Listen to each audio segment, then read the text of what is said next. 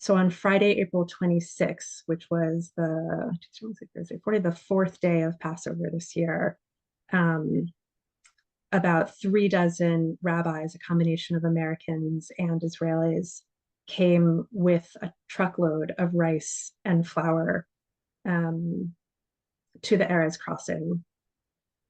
We were told that we could not continue, and those people in the group who were prepared to take an arrest did their best to continue, and many of them were arrested. Um, if we want to get into it and question and answer about some of the specific tactics and details, I was not actually on the arrestable team. I was on jail support. I was there to provide support to the people who were prepared to be arrested, but I was arrested anyway. These things are not always under your control when you're engaged in this kind of civil disobedience. Um, and so I spent 10 days, I spent 10 hours, sorry, not 10 days. I have something else on my mind about 10 days, which I'll say in a moment. I spent 10 hours in the Ashkelon police station with Rabbi Alyssa Wise and with author Ayelet Waldman.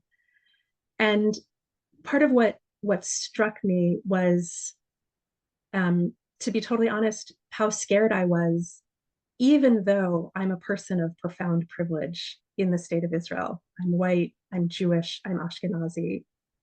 And it was still shook me to my core to be arrested in this scenario. And that experience gives me just a fraction of